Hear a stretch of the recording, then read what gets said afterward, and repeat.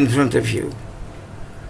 A 52-year-old alcoholic, hypertensive businessman experienced severe upper abdominal pain post-promptly while he was traveling in the plane. मज़ेदार बात यह है कि जो कुछ भी हो रहा है ये प्लेन के अंदर हो रहा है. फ्रॉम लंदन टू कराची की फ़्लाइट है, उसके अंदर ये शुरू हुआ है. Now symptomatic measure provided by the aero staff. Aero staff का कोर्स भी होता है यहाँ पे यूनिवर्सिटी में एरो मेडिसिन का. तो उनका एक बंदा प्लेन के अंदर मौजूद होता है. तो उनके स्टाफ ने इसको हैंडल करने की कोशिश की.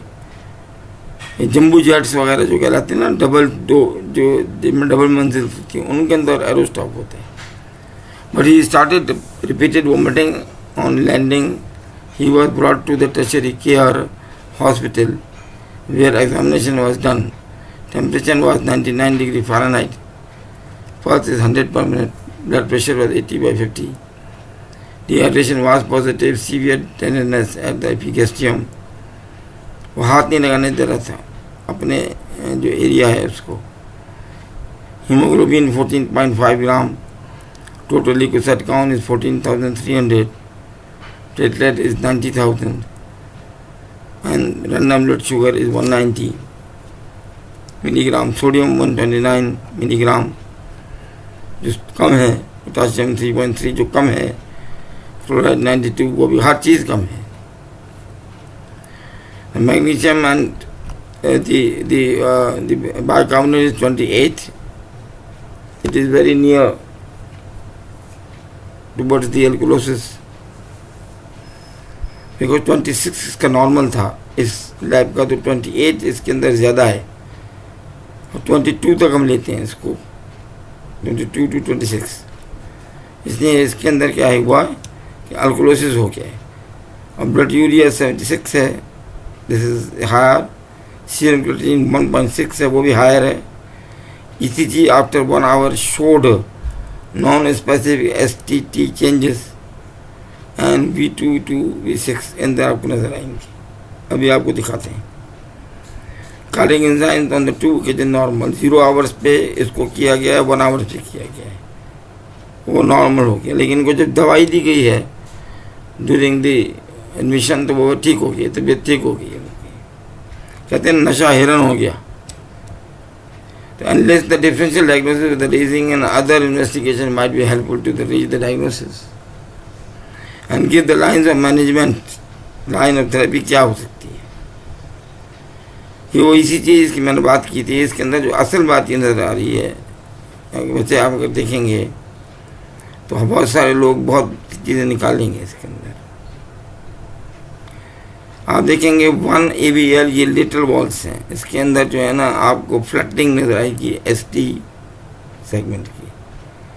2 में आपको जो है फ्लैटिंग भी नज़र आएगी, जो स्लाइटली जो है डिप्रेशन नज़र आएगा 2 में आपको नज़र आएगा, और ABF में थोड़ा सा नज़र आएगा, लेकिन खाली 2 में जो है ना वाज़ेह नज़र आएगा. तो ये टिपिकल है ये, क्योंकि एक लीड इन्वॉल्व है. V1 देखें, V2 देखें, V3 देखें, V4 से शुरू हो जाइए. फ्लैटिंग शुरू हुई है यहाँ पे ST सेगमेंट की, बढ़ती चली गई है. और स्लाइटली ST डिप्रेशन हुआ है, कोई ख़ास डिप्रेशन नहीं है, बहुत सिग्निफिकेंट नहीं है. तो ऐसी चीज़ें STT चेंजेस कहते हैं, ये टिपिकल है, स्पेसिफाइड नहीं करती किसी डिजीज़ को भी. अगर इसका एंजाइम पॉजिटिव आ जाता इस बंदे का तो ये नॉन STEMI इन्फेक्शन हो जाता, बात ख़त्म हो जाती.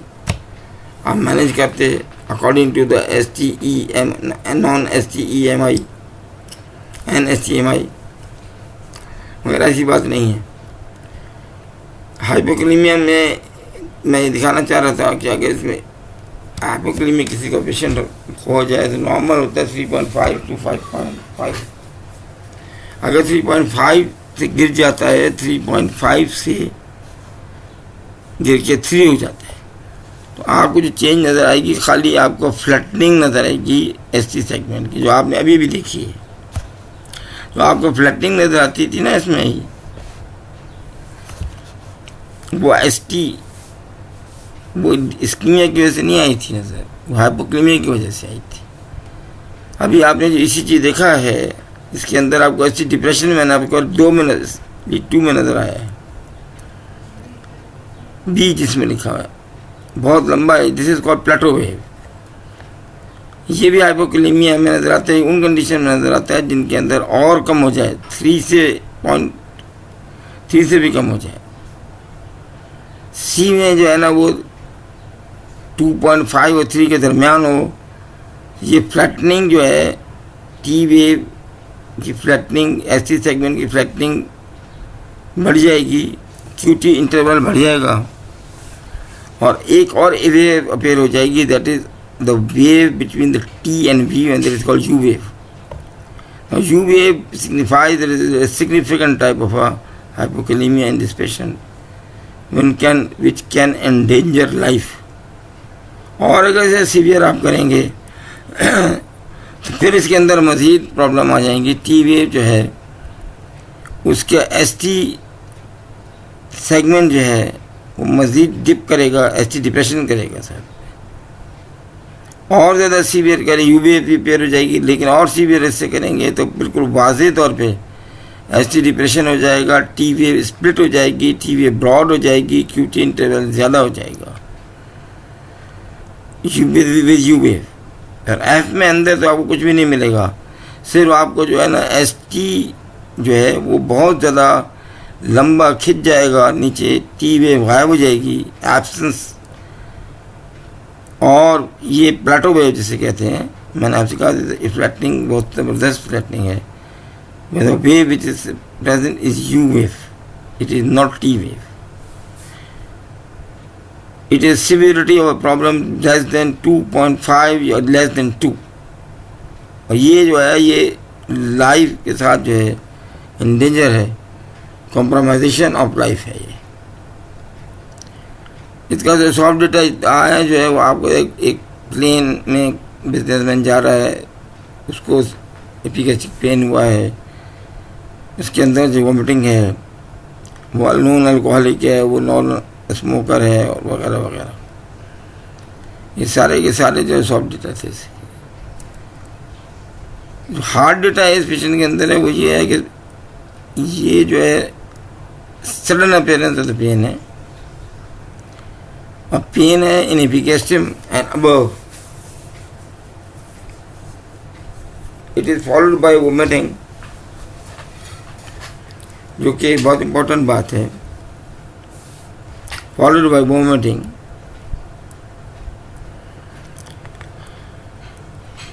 and now examination जब उन्होंने नीचे उतार के किया, कैपुलेशन का ब्लड प्रेशर इतना ज़्यादा यानी सीवियर हो गया, क्योंकि because of the reactive hypertension. ये सारे के सारे चीज़ें प्लेन के अंदर हुई। प्लेन के बाहर पता चला कि कोई स्पेसिफिक चेंजेस आपको इलेक्ट्रोकार्डियोग्राम में नहीं मिली हैं, 0 आवर से लेके हाफ आवर में और फिर 1 आवर में, और आपको कोई एंजाइम पॉजिटिव नहीं मिला।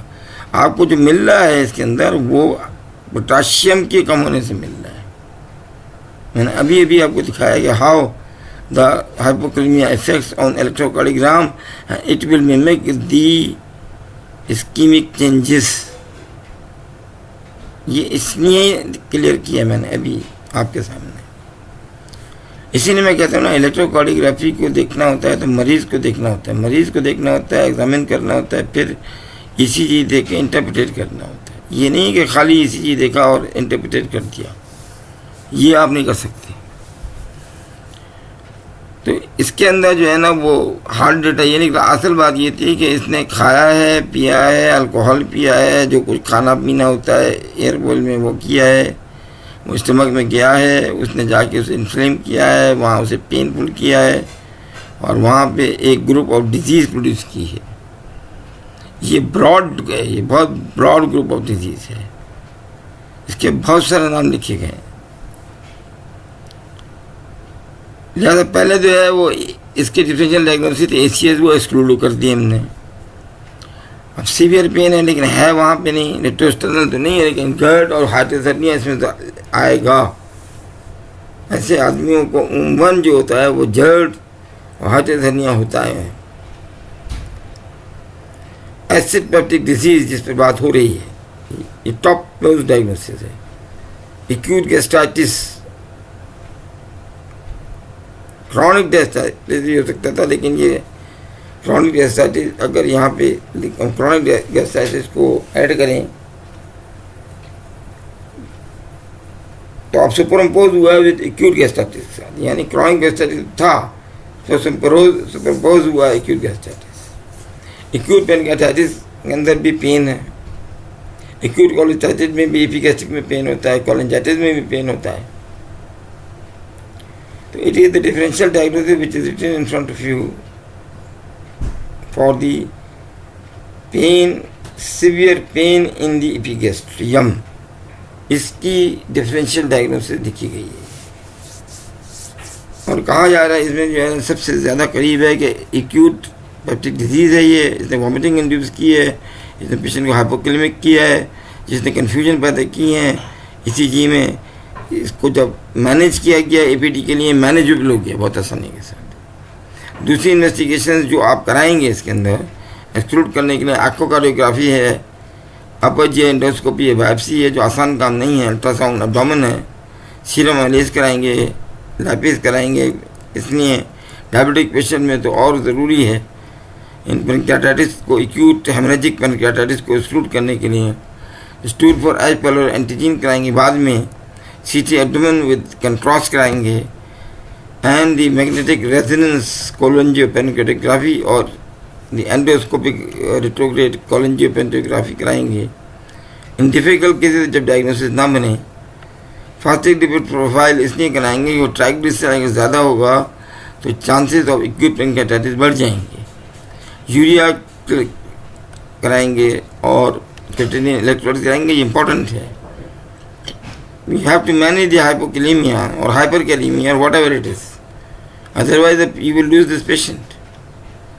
Fasting blood sugar and random blood sugar कराएंगे बिकॉज इस पेशेंट के अंदर चाहे थी या नहीं थी, लेकिन ये प्रीडिस्पोजिंग फैक्टर है किसी भी डिजीज़ के लिए, ख़ास तौर पे ये इस डिजीज़ की जिसकी हम बात कर रहे हैं। तो एसिड पेप्टिक डिजीज़ ये है कि अप्लाई स्टमक में आपको मालूम है कि प्रेशर स्टडीज से और एंडोस्कोपी स्टडी करते हैं आजकल, क्रोमो एंडोस्कोपी करते हैं, कंट्रास्ट स्टडी करते हैं बेरियम के साथ, इंटरल्यूमिनल अल्ट्रासाउंड भी कर सकते हैं, इलेक्ट्रॉन माइक्रोस्कोपी यानी आप ले के सैंपल को और बायोप्सी कर सकते हैं, प्लेन अल्ट्रासाउंडोग्राफी कर सकते हैं जो अपर एब्डोमेन की करते हैं, सीटी एमआर ये उम्मन यहाँ करते हैं पाकिस्तान में। और कुछ समझ में नहीं आता है तो सर्जिकल जो है वो फिर उसके बाद ओपन कर देते हैं, लेप्रोटमी कर देते हैं। मैंने एक केस देखा है अपनी लाइफ के अंदर, इसके अंदर वो कहता था कि मेरे जो है वो एपिगैस्ट्रिक में दर्द होता है, उसको बहुत समझाया लेकिन समझ में नहीं आ रहा था, उनको इन्वेस्टिगेट किया कि इसमें कुछ भी नहीं है। उन्होंने कहा, और आगा खान में ये हुआ है वाक़या, लिख के दिया कि अगर आप नहीं करेंगे तो मैं खुदकशी कर लूँगा, मुझे ओपन करके काट के देखा जाए कि इस जगह पे क्या है। लिहाजा एपिगैस्ट्रिक ओपन किया गया by the consent of the patient कि इसको अब ज़ाहिर है जब खुदकशी की बात होगी है तो इसको ओपन कर दो। तो ओपन किया, अच्छी तरह एग्जामिन किया गया, उसकी बायोप्सियाँ लिया गई, बहुत कुछ किया गया, फिर एब्डोमेन को बंद कर दिया गया। 15 दिन के बाद जो है वो सारी इन्वेस्टिगेशंस आ गई एंड पेशेंट वाज कि कोई भी पॉजिटिव फाइंडिंग नहीं आई। जब ये हो गई, जब उनसे कहा गया कि भाई ये तो आपने इतना पैसा खर्च करा दिया और इतनी इन्वेस्टिगेशन करा दी, you have done a lot of investigations and no investigation was positive, तो हंसे और कहा कि हाँ ये तो बात है, आपकी बात सही, लेकिन अब ये दर्द ख़त्म हो गया है, अब ये दर्द नहीं होगा, अब ये नहीं होगा। इसलिए मेरी बात समझ में आ गई है कि मैं बिल्कुल ठीक हूँ, अंदर कोई बीमारी नहीं है। तो एसिड पेप्टिक डिजीज़ की वेरिएंट टर्मिनोलॉजीज़ की, एक पेप्टिक अल्सर भी कहते हैं इसके, PUD भी कहते हैं इसको, पेप्टिक अल्सर डिजीज़ भी कहते हैं, जहाँ पे अल्सरेटिव एलिमेंट हो जाए और उसके बाद duodenal ulcer, gastric ulcer, peptic ulcer, hyper acidity, ज़ोलिगन अल्सर, ये ग्रुप ऑफ डिजीज़ हैं। ये कॉन्स्टिलेशन ऑफ डिजीज है जिसमें झगड़ा हो रहा है to defend the mucosa of the duodenum, oesophagus and low down duodenum and others. ये लड़ाई हो रही है एसिड और म्यूकोजल डिफेंसेस के खिलाफ। अगर म्यूकोजल डिफेंसेस अच्छे हैं तो एसिड उनका कोई कुछ नहीं बिगाड़ सकता, बाइल उनका कुछ नहीं बिगाड़ सकता। देखिए यहाँ दो कंपोनेंट दुश्मन जो हैं म्यूकोजा के, वो बाइल है, वो बाइल खा जाएगा, एसिड है वो खा जाएगा, साथ में पेप्सिन है वो खा जाएगा। जो डिफेंस मैकेनिज्म आपके पास है वो जो है वो म्यूकस सिक्रीशंस हैं बेसिकली। जो सिक्रीशंस वहाँ से डेवलप होती हैं, they are the main defence of the stomach. फिर जो उनकी साख्त है मॉर्फोलॉजी ऑफ द स्टमक है ड्यूडेनम की, फिर उनकी पैरासिटिक मूवमेंट है जो जल्दी बढ़ाती हैं आगे खाने को। ये सारे डिफेंसिव मैकेनिज्म है अगेंस्ट द अदर थिंग्स। उससे ये group of constitution of illnesses बनती हैं जिसको एसिड पेप्टिक डिजीजेस कहते हैं। उसी पर डिस्कशन किया जा रहा है और इसमें इसको शामिल भी कर लिया बाद में इन्होंने एक्यूट अल्सर्स को, स्ट्रेस अल्सर्स को। एक्यूट अल्सर यही कि आप जो हैं जो जज्बाती हो जाए, कहें कि जी मैं ज़िंदा नहीं रहना चाहता, हाइड्रोक्लोरिक एसिड बाजार से लाए पीछे। स्ट्रेस अल्सर्स ये होते रहते हैं लोगों को, स्ट्रेसेस करते हैं जो बॉडी के अंदर जो ज़िंदगी में चलता है। स्ट्रेसेस बहुत सीवियर हैं, जैसे अभी कोवा वायरस 19 का स्ट्रेस है, उस स्ट्रेस से जो अल्सरेशन हो जाएगा because of the hyper acidity वगैरह जो स्टिमुलेट करेगी और हाइपर एसिडिटी होगी बिकॉज ऑफ द वगैरह stimulation and ulcer occur in stomach और ड्यूडेनम। तो पता नहीं यहाँ कहाँ इस किन किन लोगों को स्ट्रेस अल्सर हो चुका होगा। मुझे लगता है कि वज़ीर आला से लेके वज़ीर तालीम और ये जितने आपके वज़ीर सिंध गवर्नमेंट में हैं, इन लोगों को चांसेस है इस बात के स्ट्रेस अल्सर ना हो जाएगी। कर्लिंग्स अल्सर्स वो अल्सर्स हैं जो कि बर्न्स होने के बाद अल्सर्स डेवलप हो जाते हैं। कुशिंग्स अल्सर्स वो अल्सर्स हैं जो कि हेड इंजरी के बाद डेवलप हो जाते हैं। उनमें भी जब प्रोटेक्टिवली आप H2 रिसेप्टर एंटागोनिस्ट देते हैं, इसी नहीं देते हैं इन कंडीशंस में। Now incidence here is 10% population affected. Gastric ulcer in elderly 5 to 6 decade है, duodenal ulcer in 4 decade है, duodenal ulcer also seen in young people. Gastric ulcer ज़्यादातर ओल्ड एज की बीमारी है, लेकिन ये जो है ना ये फ़र्क जो है ना this difference is not in Pakistan. ना प्रॉक्सिमल ड्यूडेनम ये होता है, ड्यूडेनल अल्सर्स की पहले बात कर लें तो प्रॉक्सिमल ड्यूडेनम में होता है ये 1 to 2 centimetre from the pylorus. ये होता है हाइपर एसिडिटी की वजह से। ये म्यूकोजल डिफेंसेस का कोई ताल्लुक नहीं है। ये कहते हैं कि म्यूकोजल डिफेंस कम हो गया है तो एसिड बढ़ गया, एसिड की वजह से हुआ है। This is the correct statement. ये कहते हैं ना कि म्यूकोजल डिफेंस कमज़ोर हो गया था इसलिए ड्यूडेनल अल्सर हो गया, दिस इज रॉन्ग स्टेटमेंट।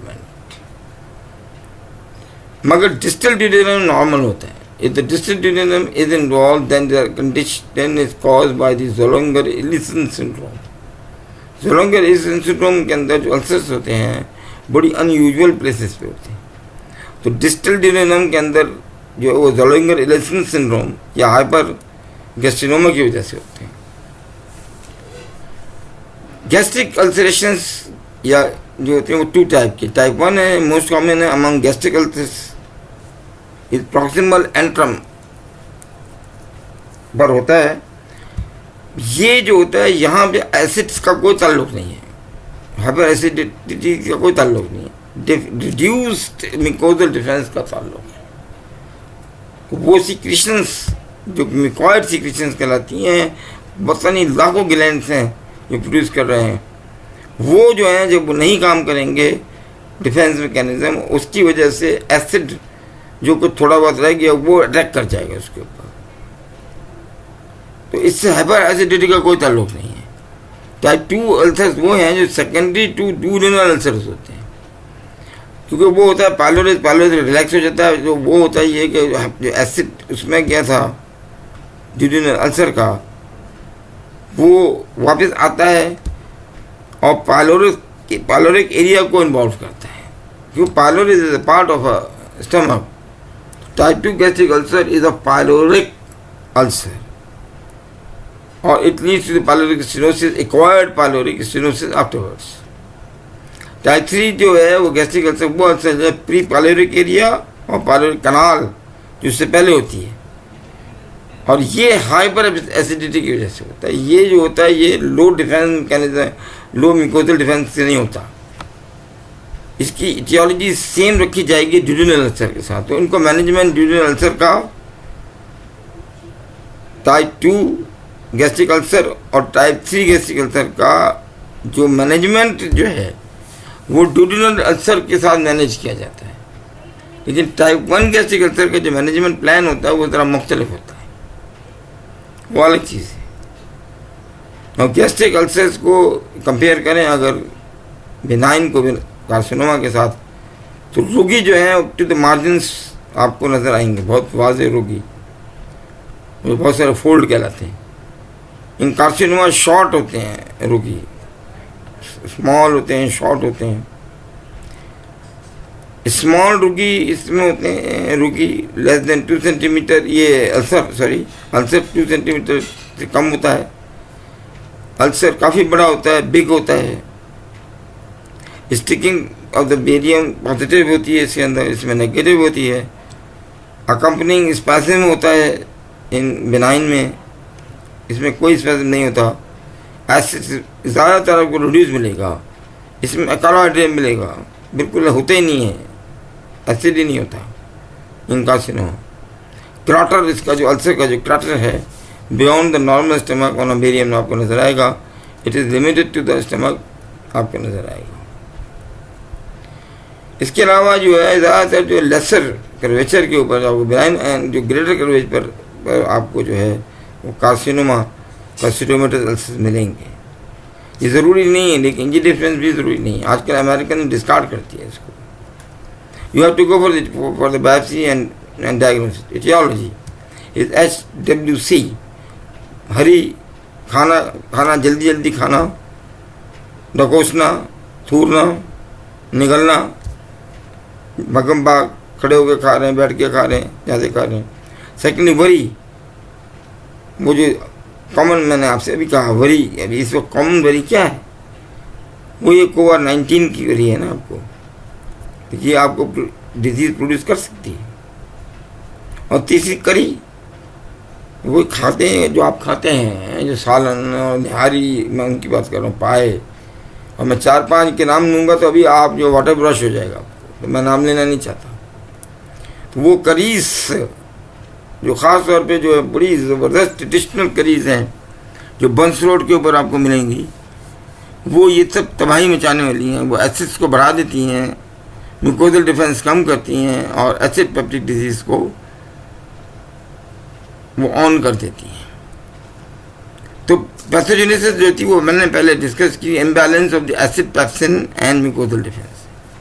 ठीक है, एसिड और पेप्सिन जो हैं वो एक बहुत इंपॉर्टेंट रोल अदा कर रहे हैं इन डाइजेशन। और इसको अगर ये ना डिफेंस मिला, अगर इसको म्यूकस नहीं मिलेगा तो ये एसिड पेप्सिन खुद जो है स्टमक की लाइनिंग को खा जाएंगे। दूसरी जो एच पाइलोरी इन्फेक्शन है, ये बड़ी इंपॉर्टेंट चीज़ है। ये वो है जो इनिशिएट कर रहा है द डिजीज़, ये इनिशिएटर है। तीसरे ये एसिड खुद हाइपर एसिडिटी प्रोड्यूस करते हैं, खुद डायरेक्टली एक्ट करते हैं इसके अंदर। ज़ोलिगर रिंगल सिंड्रोम ये जो है ये कार्सिनोमा है, actually very near to the carcinoma. It is gastrinoma which is arising from the different places. It is called hyper gastrinaemia. देखिए, गैस्ट्रिन जितना ज़्यादा होगा उतना एसिड रिलीज होगा।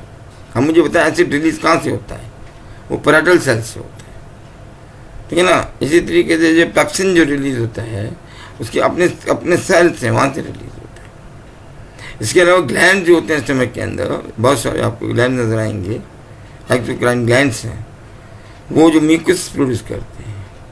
फिर किसी ने रिसर्च की कि टाइप ए पर्सनालिटी जो है, वो खामोश तबा लोग, टाइप ए पर्सनालिटी, वही आइंस्टाइन टाइप के लोग, उनके अंदर ये ज़्यादा होता है।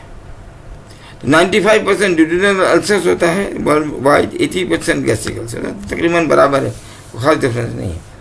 म्यूकोजल रेजिस्टेंस रिडक्शन, ये इम्पोर्टेंट तरीन चीज़ें हाइड्रोफोबिसिटी के साथ, this is very very important.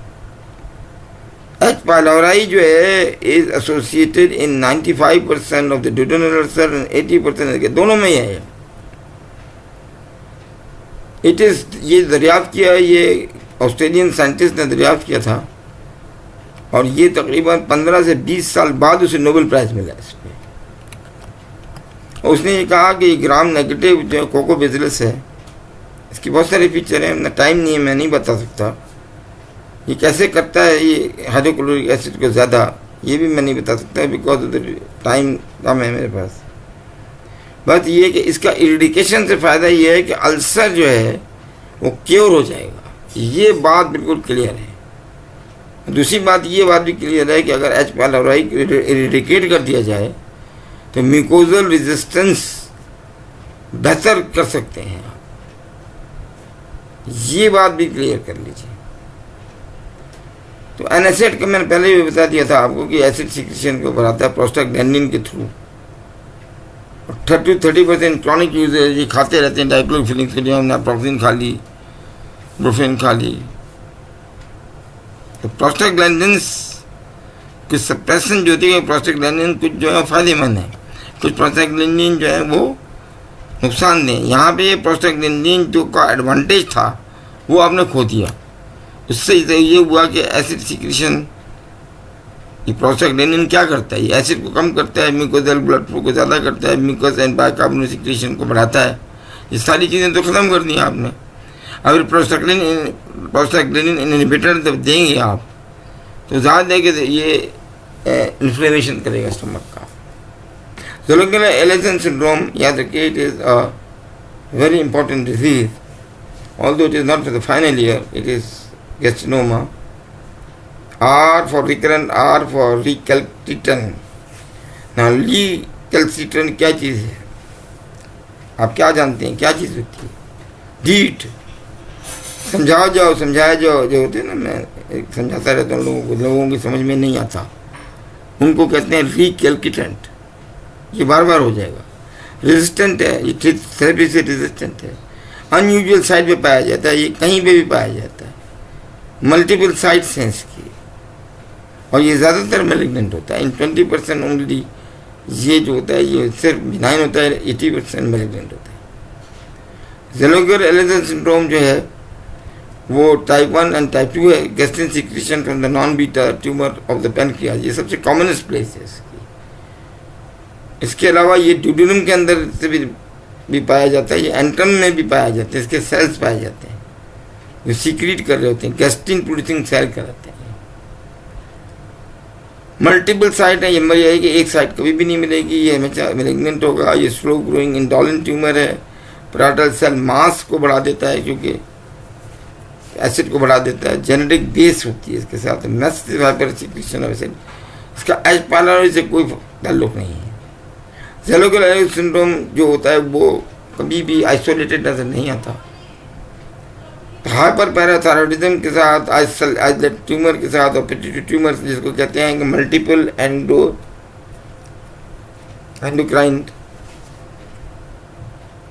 Multiple जो न्यूरोपैथीज हैं, जो न्यूप्लेजिया है, मल्टीपल एंडोक्राइन न्यूप्लेजिया 1 है 2 है, तो मल्टीपल एंडोक्राइन न्यूप्लेजिया 1 में ज़ोलुंगुलर एलिसन सिंड्रोम शामिल है। Now the coming to the duodenal ulcers, आपको एसिड बढ़ाना है, एनासिड दे दीजिए, एसिड बढ़ जाएगा। एसिड हाइपर सिक्रेशन, आप इसको स्टिमुलेट करते हैं, वेगल स्टिमुलेट करते हैं, वो बढ़ जाएगा। रैपिड गैस्ट्रिक एम्पटिंग करें, एसिड बढ़ेगा। इम्पेयर्ड एसिड डिस्पोजल करेंगे, जो एसिड बाहर आया है उसका कोई काम है ना, जब सब्सट्रेट ही नहीं मिलेगा उसको तो वो खा जाएगा. Smoking will also increase the duodenal ulcers. Duodenal ulcer increase secretion of acid, there is more gastric rapid emptying. There is decreased prostaglandin and chronic duodenitis. It is with H. pylori. H. pylori के साथ बहुत ज़बरदस्त relation है. And smoking increases the risk for the duodenal ulcer. As far as gastric ulcer is concerned, it is in most of the cases it is associated with H. pylori. Also with NSAIDs, it is duodenal gastric reflex. Pylori relax हो जाता है तो डिड्यूनम की content वापस stomach में आ जाती है. जैसे कि हमने पहले आपको कहा था जर्ड गैस्ट्रोस्टोमेटिक रिफ्लक्स डिजीज, यहाँ डिड्यूनो गैस्ट्रिक, यहाँ बाइल भी आएगा साथ में, और बाइल खुद जो है ना वो डिस्ट्रक्शन करेगा म्यूकोजा की. तो इम्पेयर्ड गैस्ट्रिक म्यूकोजल डिफेंस. असल बात यह है कि गैस्ट्रिक अल्सर हाइपर एसिडिटी का नहीं है मसला, ये मसला ये है कि म्यूकोजल डिफेंस वीक है इसमें. तो दोनों में फ़र्क हो गया. यानी इसका मतलब ये हो गया कि जो गैस्ट्रिक अल्सर है उसका गैस्ट्रिक म्यूकोजल डिफेंस कम होता है, इसमें एसिड का कोई ताल्लुक नहीं है. लेकिन जो ड्यूडेनल अल्सर है वो हाइपर एसिडिटी की वजह से होता है, उसका डिफेंस म्यूकोजल लो म्यूकोजल डिफेंस से कोई ताल्लुक नहीं. तो गैस्ट्रिक अल्सर जो है ना, acid secretion is normal to low reflux of the duodenal contents. It's called gastritis. It will cause ulcer. Pyloric sphincter disorder. ज़्यादातर pylorus से पहले smoking will increase it, disturb mucosa with the low grade gastritis. Clinical features वो ये है कि pen जो है ना in case of the duodenal ulcer relieve होता है. ये रात को होता है नंबर 1, और ये रिलीव होता है फूड खाने से. ये लोग खाते रहते हैं और उसके बाद उनका वजन ज़्यादा हो जाता है. गैस्ट्रिक अल्सर का ये होता है कि जिस at the time of the meal वो दर्द शुरू हो जाता है, खाते के साथ ही दर्द शुरू हो जाता है. So the in cases of the chronic pancreatitis, as far as pancreatitis is concerned, or in cases of what is called as Zolliger-Ellison syndrome, periodic chronic recurrent pain and nausea, vomiting and weight loss and epigastric tenderness. उसके अंदर तो फिर आपको investigate करके पढ़ना पड़ेगा. Multiple sites are involve. Weight loss, investigation in APD, endoscopy more specific 90% must in all patient with severe pain. हर आदमी करने को तैयार नहीं होता already. It exclude malignancy and vaccine can be taken and test for the H. pylori should be done. इसके कई तरीके हैं. इसके अंदर जो यूरिया ब्रेथ टेस्ट से आप कर सकते हैं, डायरेक्ट आप जो है वो बायोप्सी लेके कर सकते हैं. बायोप्सी के ऊपर जो है ना वो आप यूरिएस एंजाइम को वो कर सकते हैं, डेमोन्स्ट्रेट कर सकते हैं. आप जो हैं वो इसका एलाइजा कर सकते हैं, AGM कर सकते हैं, IgG कर सकते हैं. पाकिस्तान में IgM नहीं होता, IgG होता है एलाइजा. और आप जो स्टूल के अंदर इसकी एंटीबॉडीज एंटीजीन को तलाश कर सकते हैं. ये तरीका है मालूम करने का कि ये पेशेंट H. pylori इन्वॉल्व हुआ है. H. pylori is associated with the most cases of the gastric and duodenal ulcers. You have to do the H. pylori investigation. दूसरी इन्वेस्टिगेशन है बेरियम मील एयर कंट्रास्ट. अगर वो आदमी नहीं करा रहा, वो कहता है मैं नहीं कराता एंडोस्कोपी, लानत भेजता हूँ, तो वो उससे भी जो है ना आपको इन्वेस्टिगेशन में मदद मिलती है. तो H. pylori का मैंने कह दिया था कि ब्रेथ टेस्ट है, बहुत करते थे एक ज़माने में. ब्लड टेस्ट है, एलाइजा है, टिश्यू टेस्ट है, बायोप्सी है. डिफरेंशियल डायग्नोसिस फॉर ऑल जो है acute pain in the abdomen, epigastric cholecystitis, hiatus hernia, pancreatitis, myocardial infarction, pneumonia, dissecting aneurysm, worm infestation and lot of others. Management ये है कि stop smoking, NSAIDs को रोक दो, stop alcohol and antacid acid neutralisation.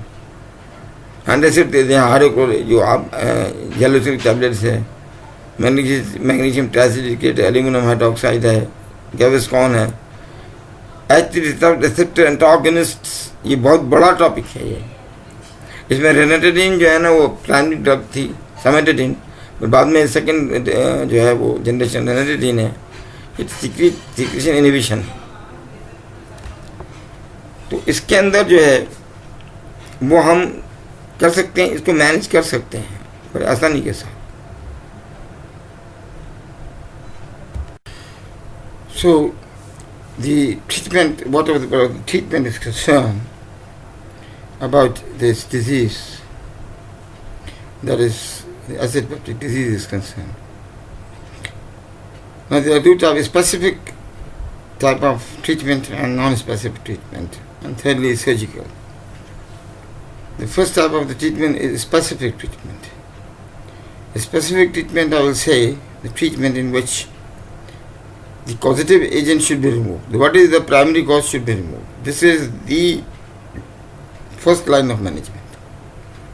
For example, if H. pylori is involved and you have proved it, the anti-H. pylori therapy should be given to this patient.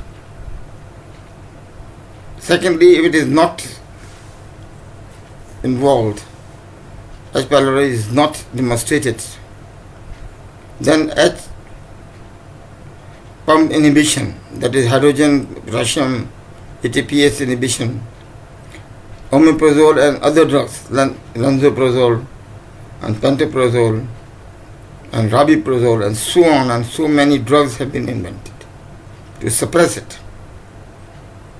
And you can go other than that also for the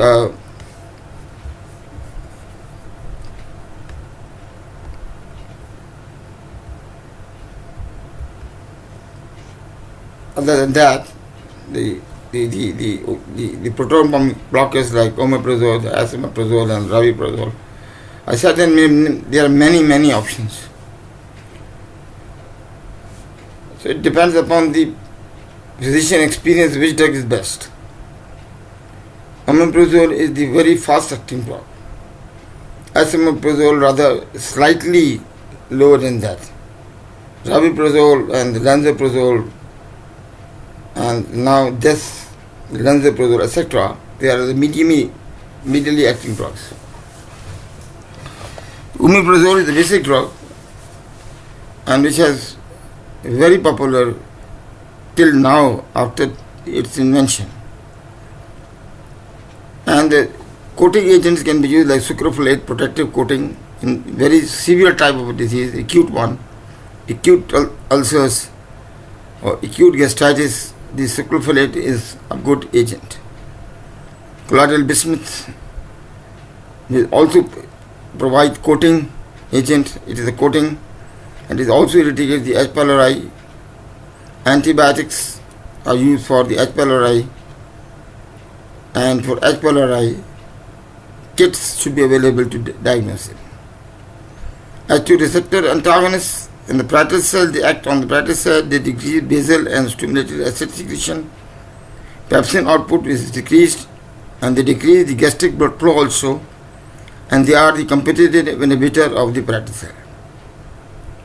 I said the basic problem in this case is hyperacidity. Second one, it is associated 90% or 95% with the pylori, H. pylori. So you give for most of the cases the anti-H. pylori therapy and it heal with the help of the proton pump inhibitors in about 80 to 95% of cases. It reduces recurrence in 90 to 95% cases by H. pylori eradication. And for this, the person who has invented or who has it is proved by him by the H. pylori is associated with the acid peptic disease. He's an Australian scientist. He was given the Nobel Prize for this. After 15 years of his presentation, it was the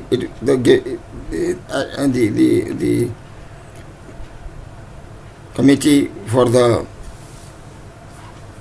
Nobel Prize has given him. the Australian scientist. Now, indications in surgery, if all measures are failed, you have given the proton pump inhibitors, the H2 receptor antagonist, the coating agent, or whatever it is, and H. pylori has been given.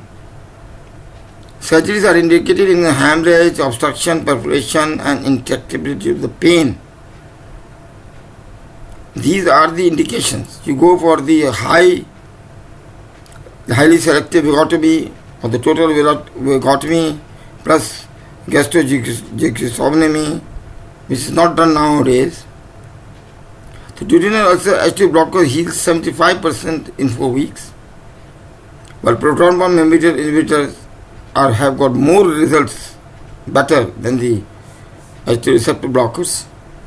Ulcers may recur in 80% of cases on stopping, because the predisposing conditions should also be managed. Indication for the surgery in the hemorrhage is bleeding. If there is a persistent bleeding of more than 6 units has been gone, you have to go for the surgery.